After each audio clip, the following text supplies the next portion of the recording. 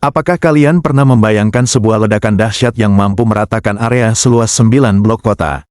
Sebuah kekuatan yang begitu besar hingga getarannya terasa bermil-mil jauhnya. Inilah inti dari MOAB, atau Massive Ordnance Air Blast, yang dijuluki Mother of All Bombs. Nama yang bukan sekadar kiasan, melainkan cerminan dari dampaknya yang mencengangkan. Kelahiran MOAB bermula dari kebutuhan mendesak akan senjata berdaya ledak tinggi untuk menghancurkan target bawah tanah yang diperkuat selama invasi Irak tahun 2003. Pengembangan bom ini dilakukan dengan sangat cepat, hanya dalam hitungan bulan. Bayangkan, dari konsep di atas kertas hingga menjadi kenyataan yang menggentarkan dunia, semuanya terjadi dalam waktu yang relatif singkat. Ini menunjukkan betapa seriusnya Amerika Serikat dalam menghadapi ancaman yang tersembunyi di bawah tanah. Kisah di balik layar penciptaan MOAB tak kalah menarik. Mengutip dari berbagai laporan investigasi dan wawancara dengan para insinyur yang terlibat, proyek ini dikenal dengan nama GB43. Proses pengembangannya yang dipercepat merupakan respons langsung terhadap tantangan yang dihadapi pasukan koalisi di Irak, terutama dalam menembus jaringan bunker Saddam Hussein yang rumit dan dalam. Bayangkan tekanan waktu yang luar biasa, di mana para ilmuwan dan teknisi harus bekerja siang malam untuk menghasilkan senjata yang belum pernah ada sebelumnya. Mereka memanfaatkan teknologi yang sudah ada, menggabungkannya dengan inovasi baru untuk menciptakan bom dengan daya ledak yang belum tertandingi. Salah satu aspek teknis yang menarik adalah bagaimana MOAB dapat menghasilkan ledakan yang begitu dahsyat tanpa menggunakan hulu ledak nuklir. Rahasianya terletak pada kombinasi antara jumlah bahan peledak H6 yang sangat besar dan desain aerodinamis bom yang memungkinkan penyebaran gelombang kejut yang optimal. H6 sendiri adalah campuran eksplosif yang terdiri dari RDX, TNT, dan bubuk aluminium, yang menghasilkan energi ledakan yang lebih tinggi per unit massa dibandingkan TNT murni. Bentuk bom yang dirancang khusus membantu menciptakan tekanan udara yang maksimal saat detonasi, meratakan segala sesuatu di sekitarnya. Secara fisik, MOAB adalah monster udara. Panjangnya mencapai sekitar 9 meter, hampir setara dengan bas sekolah. Beratnya lebih dari 9.800 kg, di mana sekitar 8.500 kg diantaranya adalah bahan peledak H6, campuran yang lebih stabil dan kuat dari TNT tradisional.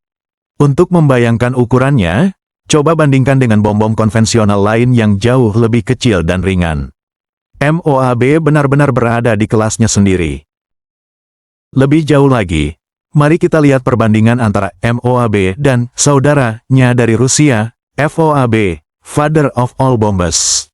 Meskipun keduanya sering dibandingkan sebagai bom konvensional terbesar di dunia, terdapat perbedaan signifikan di antara keduanya. FOAB diklaim memiliki hasil ledakan yang lebih tinggi, setara dengan 44 ton TNT, dibandingkan dengan MOAB yang diperkirakan sekitar 11 ton TNT. Namun, informasi mengenai spesifikasi FOAB lebih terbatas dan seringkali berasal dari klaim pemerintah Rusia. Di sisi lain, MOAB lebih transparan informasinya karena telah digunakan dan diuji secara terbuka oleh militer AS. Perbandingan ini menunjukkan adanya persaingan dalam pengembangan senjata konvensional berdaya ledak tinggi antar negara-negara adidaya. Selain efek destruktif langsung, MOAB juga memiliki implikasi strategis dan psikologis yang mendalam.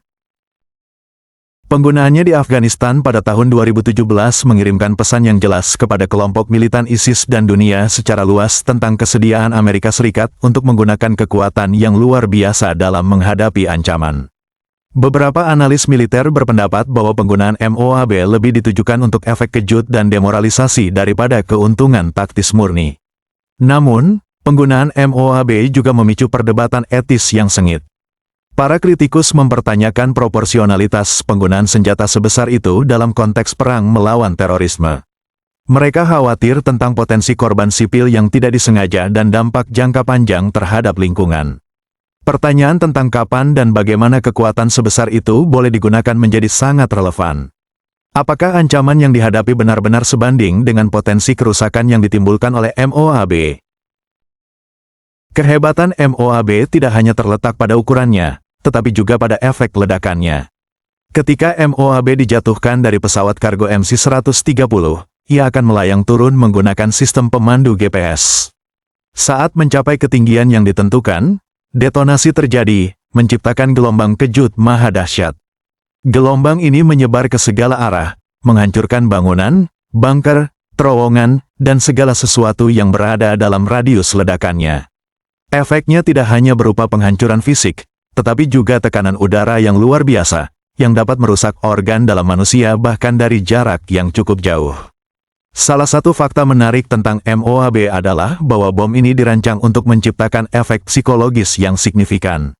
Suara ledakannya yang menggelegar dan awan jamur raksasa yang terbentuk setelahnya dimaksudkan untuk menimbulkan ketakutan dan demoralisasi pada pihak musuh. Ini adalah senjata yang dirancang tidak hanya untuk menghancurkan target fisik, tetapi juga untuk melumpuhkan semangat juang lawan. Mari kita eksplorasi doktrin militer di balik pengembangan dan penggunaan senjata seperti MOAB.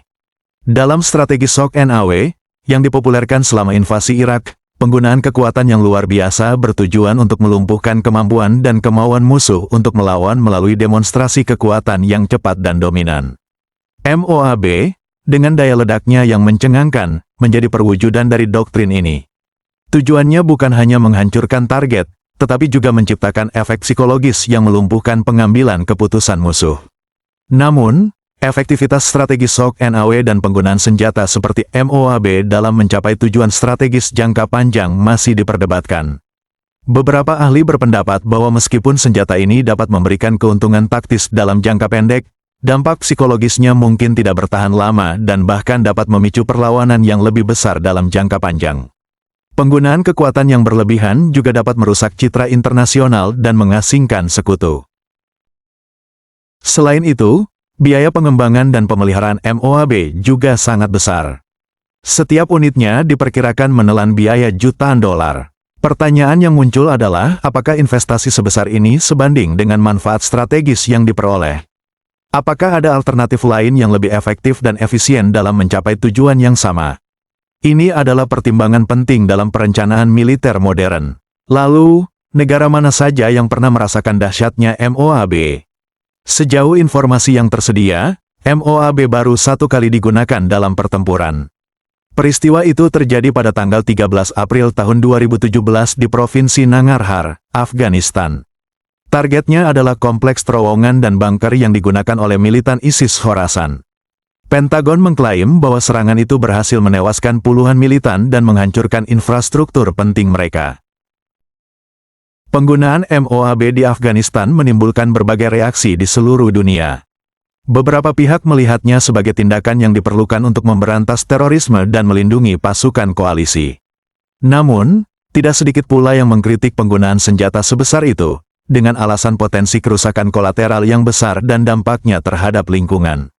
Perdebatan mengenai etika penggunaan senjata pemusnah massal konvensional ini masih terus berlanjut. Penting untuk dicatat bahwa meskipun MOAB adalah bom konvensional terbesar yang pernah digunakan oleh Amerika Serikat, negara lain juga memiliki senjata dengan kemampuan yang sebanding atau bahkan lebih besar. Rusia, misalnya, memiliki Father of All Bombs, FOAB, yang diklaim memiliki daya ledak yang lebih tinggi meskipun dengan berat yang lebih ringan. Keberadaan senjata-senjata semacam ini menunjukkan eskalasi potensi kehancuran dalam konflik modern. MOAB bukan hanya sekadar bom, ia adalah simbol kekuatan militer dan dilema etika dalam peperangan modern. Keberadaannya memaksa kita untuk merenungkan batas-batas penggunaan kekuatan dan konsekuensi dari senjata dengan daya hancur yang luar biasa. Bagaimana masa depan peperangan akan dipengaruhi oleh senjata-senjata semacam ini? Apakah mereka akan menjadi alat pencegah, atau justru pemicu konflik yang lebih dahsyat? Pertanyaan-pertanyaan ini akan terus menghantui peradaban manusia seiring dengan perkembangan teknologi persenjataan. Sebagai penutup, MOAB adalah bukti nyata dari kemajuan teknologi militer, sebuah pengingat yang menakutkan tentang potensi kehancuran yang dimiliki umat manusia. MOAB adalah perpaduan antara inovasi teknis, perhitungan strategis, dan pertanyaan etis yang mendalam. Jangan lupa untuk memberikan like, share video ini ke teman-teman Anda, dan subscribe ke channel ini untuk konten-konten menarik lainnya seputar dunia militer dan teknologi. Terima kasih.